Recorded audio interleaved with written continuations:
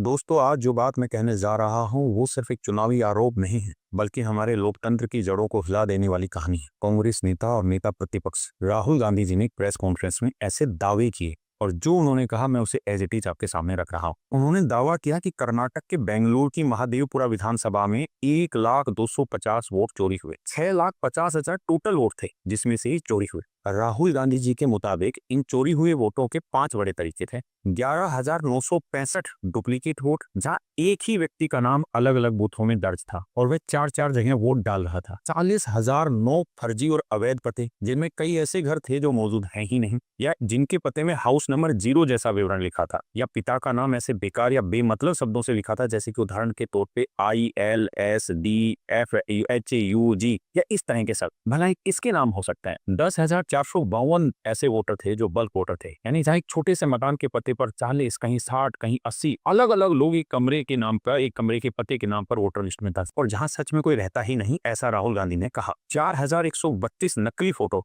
जिनमें एक ही तस्वीर अलग अलग नामों के साथ लिस्ट में थी, और सबसे बड़ा 33,692 बार फॉर्म 6 का दुरुपयोग किया। फॉर्म 6 बेसिकली नए वोटर के लिए होता है, लेकिन इसका इस्तेमाल बूढ़े बुजुर्गों को 2-2 बार रजिस्टर करके वोट डालने के लिए किया है। उन्होंने कहा कि कांग्रेस की टीम ने जमीन पर जाकर जांच की, लेकिन जिन पतों पर सैकड़ों वोटर दर्ज थे वहां लोग मौजूद ही नहीं थे। एक पते पर तो यह पता चला कि वो एक शराब फैक्ट्री थी, लेकिन उसके पते पर 68 वोटर दर्ज थे। राहुल गांधी का आरोप है कि ये सिर्फ एक सीट की कहानी नहीं, बल्कि पूरे देश में यही पैटर्न अपनाया जा रहा है। राज्य दर राज्य, सीट दर सीट, ताकि 1-2 सीटों पर भारी जीत दिलाकर चुनावी नतीजे पलटे जा सके। उन्होंने कहा कि यही वजह है कि एग्जिट पोल और पार्टियों के आंतरिक सर्वे इतने गलत साबित होते हैं। राहुल गांधी का दावा है कि इलेक्शन कमीशन और बीजेपी सरकार मिलकर यह खेल खेल इसके सबूत भी मिटा रहे हैं। सोचिए, अगर 1 लाख वोट सिर्फ एक सीट पर गायब हो सकते हैं तो पूरे देश में यह संख्या कितनी होगी। यह सवाल कांग्रेस या बीजेपी का नहीं है, यह सवाल हर भारतीय नागरिक का है, क्योंकि जिस दिन हमारा वोट असली नहीं रहा, उस दिन हम सिर्फ दर्शक बनकर रह जाएंगे, नागरिक नहीं।